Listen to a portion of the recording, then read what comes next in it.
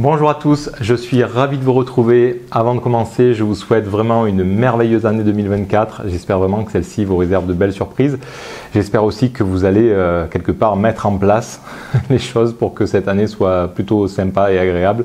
Mais en tout cas, voilà, je vous souhaite vraiment le meilleur, autant en termes de santé que d'épanouissement personnel et que de relations. Bref, voilà, donc vraiment de tout mon cœur, le meilleur pour vous. Et puis je reviens avec une petite vidéo que j'avais envie de faire de manière assez spontanée pour répondre à une question qu'une personne m'a laissée en commentaire. Donc Vanessa, voilà, qui m'a laissé un petit commentaire sous ma dernière vidéo où je parlais de rester les garants de nos importants. Alors encore une fois, cette vidéo, je vais essayer de la faire la plus spontanément du monde, un peu comme si finalement Vanessa m'avait posé la question comme ça et que j'y répondais sans avoir trop cherché à tout identifier. Donc par rapport à cette question, forcément il y aurait d'autres possibilités à envisager, il y aurait tout un tas d'autres choses, mais voilà, je vais vous dire un petit peu comme ça moi ce qui me vient spontanément. Donc en fait Vanessa qui apparemment a un petit peu identifié ses importants, qui peut avoir un fonctionnement atypique, alors après peu importe, HPI, HPE, c'est pas le plus important parce que vous allez aussi devoir vous identifier face à ça dans cette vidéo, mais l'idée c'est surtout de dire, donc Vanessa qui me dit, donc Ni, j'ai une question, si je peux me le permettre, comment fait-on quand on est célibataire, qu'on a fait ce gros travail sur soi, qu'on a une vision de la vie particulière, comment fait-on pour trouver un homme plus comme nous, avec la même ouverture d'esprit et qui est en demande d'évolution dans le même sens que nous? Voilà. Alors, je me suis permis de prendre le temps de répondre à cette question parce que ça reste pour moi assez important en fait. Je pense que déjà quand on est HP, souvent, je dis pas tout le temps, mais souvent il y a eu quand même une forme de quête personnelle pour essayer de mieux comprendre la différence, le fossé qui nous sépare entre nous et les autres. Donc souvent ça a été quand même source de difficultés relationnelles, émotionnelles, d'incompréhension parfois, enfin bref. Et je le vois, c'est pas que dans mon cabinet à moi, mais de toute façon la majorité des personnes qui vont consulter sont soit souvent très sensibles voire hypersensibles, et il y a beaucoup aussi de HP. Donc voilà, en principe ce sont des personnes qui de par leur spécificité ont rencontré des difficultés et ont eu besoin de se tourner vers des personnes pour les aider à mieux se comprendre, etc. Et je comprends vraiment en fait la légitimité de cette question dans le sens où voilà, moi en fait je me mets à la place de Vanessa, voilà, j'ai eu des difficultés, je me suis remis en question, j'ai trouvé des solutions, j'ai peut-être consulté différents praticiens ou thérapeutes. Ça m'a permis d'y voir plus clair dans ma manière de gérer mes émotions, peut-être dans ma manière de communiquer avec autrui, et donc tout ça m'amène à quand même en principe proposer une qualité relationnelle forcément plutôt saine. Je dis bien en principe parce qu'il y a aussi les rois du développement personnel qui sont beaucoup plus dans la théorie et finalement qui n'intègrent pas vraiment les concepts. Vous voyez, il y a des gens qui récupèrent, j'espère que vous n'en faites pas partie, mais si vous en faites partie, peut-être bien en prendre conscience. Mais voilà, il y a une vraie différence entre ce que je vais comprendre intellectuellement, ce que je vais aborder comme théorie, ou notamment quand je regarde beaucoup de vidéos. Ça c'est de la théorie, voilà, j'ai compris tout ça. Après, qu'est-ce que je suis capable d'intégrer et comment je suis capable de le restituer de manière profitable profitable. Parce que si c'est juste encore une fois pour reprocher à l'autre ce qu'il n'a pas compris parce que moi j'ai compris avant lui, mais que même moi je ne suis pas capable finalement de lui proposer quelque chose de plus qualitatif par rapport à cette compréhension, je vois pas trop l'intérêt. Donc voilà, il faut faire aussi le piège quand on regarde beaucoup de vidéos, de se dire ok, j'ai compris ça, mais c'est pas pour autant que je suis capable de l'intégrer et de le vivre comme ça. Donc ça c'est le premier point. Mais après voilà, vraiment je comprends aussi que quand on est quand on est fait un certain chemin, en fait on aspire aussi à rencontrer quelqu'un pour jouer un petit peu dans la même cour, parce que comme je vous l'ai dit dans ma vidéo précédente, c'est vrai qu'en principe un sportif par exemple, mais quand il a un certain niveau, il va pouvoir pratiquer à un niveau inférieur. Mais souvent, ça va un peu le frustrer parce que une fois qu'on a appris des choses et qu'une fois qu'on a développé certaines compétences, on aime surfer sur le haut de ses compétences. On n'aime pas forcément redescendre à quelque chose de moins qualitatif. Et c'est vrai que ça peut être non seulement frustrant dans une relation, Mais aussi, ça peut porter question quand on est célibataire et de se dire, mais voilà, comment je peux faire finalement pour trouver quelqu'un qui me ressemble au final, qui soit un petit peu dans la même dynamique et qui puisse, avec qui ça peut suffisamment matcher pour que l'écart ne soit pas trop grand et que je subisse pas trop les difficultés ou les manques de compétences de la part d'un partenaire. Bon. Alors moi je vais déjà revenir sur des choses assez basiques, mais je pense que c'est important de prendre le temps déjà d'identifier vos importants à vous, quels sont vos importants, parce que parfois on peut aussi se tromper, sur ces importants. Je pense que c'est vraiment hyper important de se connaître suffisamment pour se dire, voilà, moi dans mes importants, par exemple, je vais avoir besoin d'une personne ouverte d'esprit, ou suffisamment tolérante, ou dynamique. Vous voyez, moi par exemple à une époque, j'avais pas suffisamment conscientisé mes importants et j'ai fait un petit peu l'amalgame entre une personne sportive et une personne dynamique. Et ça n'a rien à voir en fin de compte. Vous voyez, donc moi, pendant une partie de ma vie, j'ai pu davantage m'orienter vers des personnes sportives parce que moi, j'aime le sport et je le pratique aussi. Mais ça ne veut pas dire qu'un sportif est forcément dynamique dans sa manière de vivre en fait. Et donc aujourd'hui, voilà, par exemple, pour moi, un de mes importants, c'est une personne dynamique et pas forcément sportive. Vous voyez, donc déjà, c'est hyper important de clarifier vraiment voilà, de quoi j'ai besoin, sur quoi, entre guillemets, je peux m'asseoir et sur quoi je ne peux pas négocier parce que c'est trop important pour moi. Donc déjà, c'est premier travail de vraiment voir qu'est-ce qu'il est possible d'identifier et d'accepter ou pas. Bon. Après, si on en revient à cette dynamique, bon, on est d'accord que si on est entre deux personnes HP, en principe, il va y avoir plein de trucs qui vont être très naturels. Ça, c'est évident. Vous allez vous rendre compte que l'autre pense comme vous, qu'il a le même genre de réflexion, qu'il a pensé aux mêmes choses, qu'il vous pose des questions que vous auriez pu lui poser, qui va peut-être avoir le même mode de vie, qui va s'agacer pour les mêmes trucs que vous. Donc forcément, il va y avoir énormément de ponts et de points communs sur lesquels vous allez pouvoir vous retrouver. Ça, c'est évident. Donc encore une fois, entre une personne HP et une personne qui ne l'est pas, ça peut très bien marcher. Simplement, il va y avoir beaucoup de mises au point et oui, parfois de difficultés aussi, sauf si la personne est très très ouverte d'esprit, mais après le problème c'est que vu que les HP souvent ne se comprennent pas, c'est plutôt des choses qui vont un petit peu les tendre, les agacer parce qu'ils ne comprennent pas la différence de l'autre, puis l'autre ne va pas comprendre aussi pourquoi tant de questions, pourquoi cette manière de fonctionner, etc. Donc voilà, HP et non HP ça peut fonctionner, mais il faut beaucoup d'amour et puis il faut aussi beaucoup l'envie de comprendre l'autre. C'est pas juste un qui se repose sur ses lauriers en disant écoute, je sais pas pourquoi tu es bizarre, toi, tu me saoules. Enfin non, ça c'est juste pas possible. Voilà. HP et pas HP, il faut vraiment deux personnes qui soient vraiment dans la même dynamique de découvrir le modèle ou le monde de l'autre. Bon, ça c'est capital. Et après, effectivement, il y a des gens qui, voilà, peut-être que vous en faites partie, mais si vous écoutez ce genre de vidéos, ce genre de contenu, j'imagine, de toute façon, que vous vous intéressez, vous êtes peut-être déjà formé, vous vous êtes déjà peut-être fait accompagner, vous êtes en train de vous faire accompagner. Et c'est sûr qu'au bout d'un moment, quand on progresse un peu là-dedans, bien sûr qu'on aspire, on aspire à trouver aussi un partenaire qui ait fait un petit bout de chemin pour pas se retrouver à remettre les couverts dans des galères que vous auriez dépassées et que la personne est encore en plein dedans et du coup vous allez accuser un peu les pots cassés de tout ça. Donc je pense que c'est peut-être important de chercher quand même un petit peu dans les personnes que vous rencontrez, des personnes qui ont un minimum cheminé. Je dis un minimum parce qu'après on n'est pas obligé d'être raccord tout le temps. Et puis aussi de voir la capacité à la personne avec qui vous allez être de se remettre en question. Parce qu'à la limite, s'il y a un décalage assez important, mais que la personne est réactive et qu'elle réfléchit assez vite et qu'elle l'intègre parce qu'elle trouve ça beaucoup plus judicieux dans ce que vous lui proposez, qu'elle trouve ça plutôt logique et que finalement elle trouve ça bienvenu, même si ce n'est pas dans sa manière de fonctionner, mais qu'elle trouve que la vôtre est quand même plutôt intéressante, ça peut aussi, l'écart peut se réduire assez rapidement aussi.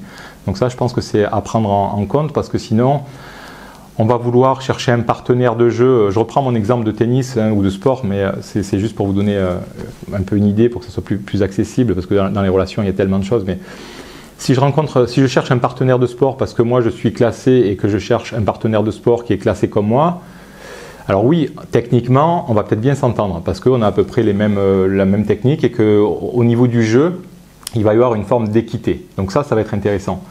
Par contre, peut-être que l'état d'esprit du partenaire avec qui j'ai cet équilibre n'est pas forcément aussi bon. Il y a des gens qui sont trop compétiteurs pour vous, peut-être qu'ils vont vouloir gagner sans arrêt, peut-être qu'ils vont avoir du mal à lâcher prise sur certains trucs. Donc vous voyez, des fois, il vaut mieux prendre un partenaire qui est un peu moins bon, même si vous sentez que vous dominez un peu trop souvent la partie et qui ne vous met pas assez en difficulté pour que vous puissiez progresser.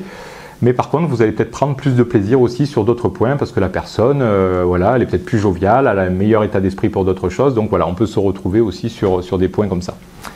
Après, ce que j'ai observé aussi, c'est que les personnes HP, souvent, alors les personnes HP, hypersensibles aussi, hein, à la limite, hein, mais bon, on va dire plutôt HP, sont souvent aussi des personnes qui réfléchissent beaucoup et qui ont beaucoup réfléchi à tout un tas de sujets.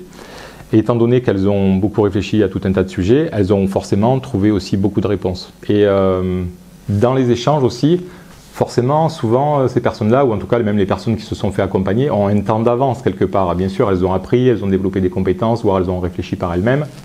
Donc elles ont un temps d'avance. Le truc, c'est que oui, elles ont un temps d'avance, en théorie parfois, parce qu'en pratique, par exemple, on le voit bien, les hypersensibles, des fois, au niveau de la manière dont elles vivent leurs émotions, ben, c'est pas toujours bien vécu, c'est pas toujours bien amené non plus, c'est pas toujours respectueux pour l'autre. Des fois, les crises de colère ou les crises de je sais pas quoi sont un peu trop débordantes, donc c'est pas toujours cool pour l'extérieur ou pour l'environnement. Donc il y a aussi des fois des qualités chez les personnes qui ont moins cheminé, mais qui viennent peut-être plus du cœur. Vous voyez, des fois, les personnes qui ont beaucoup cheminé, ont beaucoup développé leur intellect, leur intelligence, etc., avec beaucoup de compréhension. Après, moi, je trouve aussi parfois que chez des personnes qui n'ont pas forcément trop cheminé, ou des personnes qui sont peut-être plus traditionnelles, ou voilà, les neurotypiques, par exemple, ont aussi parfois de très belles qualités de cœur, en fait. Et donc, je trouve que c'est intéressant aussi de se dire, ok, peut-être que cette personne n'a pas tout compris comme moi, comment il fallait que je parle, ou comment il fallait s'exprimer sur ce truc, ou comment, enfin bref, voilà, elle n'a pas toujours raison, ou en tout cas, elle n'a peut-être pas vu les choses comme moi encore, mais peut-être que cette personne a de très belles qualités de cœur, que moi je n'ai pas encore. Donc ça peut aussi créer un équilibre, parce que sinon on va chercher à se comparer sur des compétences apprises. Quand on fait du développement personnel ou ce genre de choses, c'est aussi des compétences apprises. Et on peut se dire, ben voilà, la personne que je fréquente actuellement n'a pas du tout les mêmes compétences apprises, mais par contre, je vois que quand même, elle a beaucoup de cœur, elle est très bienveillante, empathique, etc. Et ça reste quand même ouais, très qualitatif, même si après, la personne, des fois, elle peut être un peu maladroite dans sa manière de s'exprimer, peut être un peu brute sur certaines choses, etc. Vous voyez, donc c'est important, à mon sens, de vraiment considérer aussi les qualités de cœur qui peuvent être vraiment importantes chez la personne et les qualités de cœur et aussi ses valeurs. Hein. Je pense que les valeurs doivent aussi être communes parce que sinon c'est très compliqué. Donc les valeurs, ça peut être des valeurs de simplicité, des valeurs d'altruisme, des valeurs de sincérité, d'honnêteté, vous voyez, des choses qui finalement, même si la personne n'a pas fait un gros travail sur elle, mais ça c'est des choses qu'elle a déjà. Et donc ça peut être aussi ouais, vraiment intéressant de se dire, ok, c'est vrai qu'elle a peut-être pas câblé tous les fils comme moi, mais sur certains trucs quand même, je vois que vraiment elle a quand même de très belles valeurs et ça vaut peut-être le coup que je m'accroche un petit peu en attendant qu'elle me retrouve dans mes compétences que moi j'ai pu développer de par tout mon parcours, etc. Voilà. Donc ça c'est des points voilà, importants pour moi. Puis un dernier point aussi sur lequel je pense que ça vaut le coup ouais, ça vaut le coup d'en parler. C'est aussi, je crois que quand on a cheminé comme ça sur soi, qu'on a compris des choses et que, ben oui, on a envie forcément, hein, que, en fonction du niveau dans lequel on a envie de rencontrer un partenaire pour que ça corresponde et prendre du plaisir à ce niveau-là. Ben parfois, je pense qu'il faut aussi être capable de renoncer à avoir raison.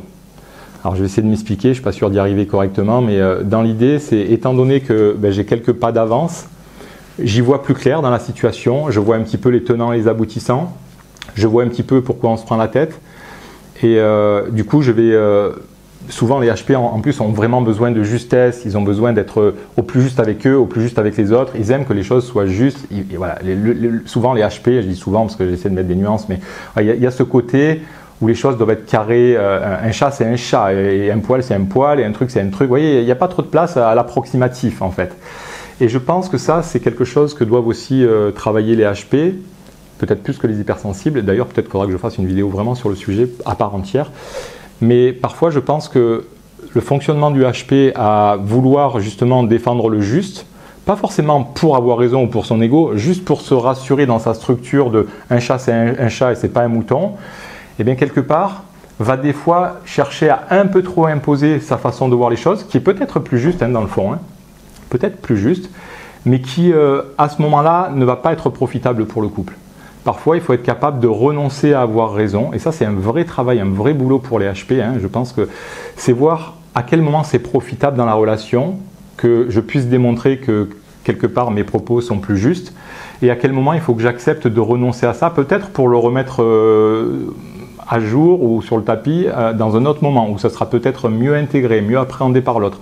Mais s'il y a trop de décalage et que ma réalité, c'est un peu comme si ma conscience était un peu comme une lumière qui est trop forte, je pense qu'au plus on est conscient et au plus on est, le niveau de conscience est élevé, et au plus c'est comme une lumière forte. Donc forcément on y voit mieux, ça éclaire mieux.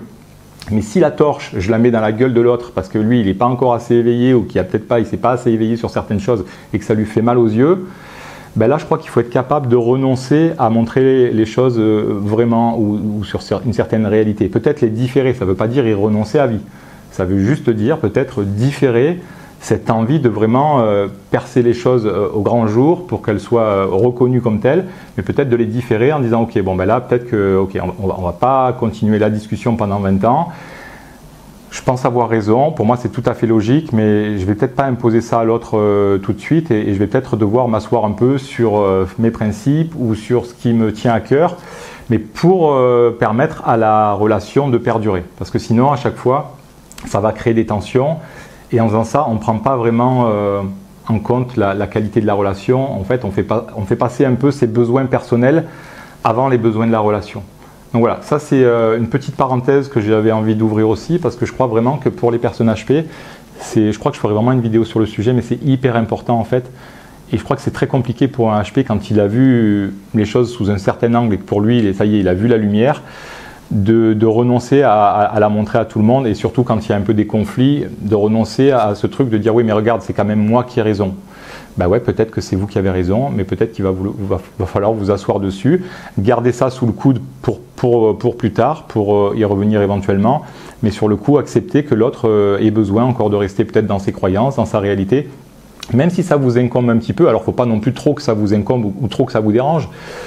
Mais je crois que ça fait partie aussi un petit peu du jeu, c'est très difficile à faire, hein. Donc franchement là, chapeau bas pour ceux qui arrivent, moi j'y arrive de plus en plus, mais très sincèrement, ça a été tout sauf mon point fort ces dernières années, donc c'est pour ça que j'en parle aussi, hein.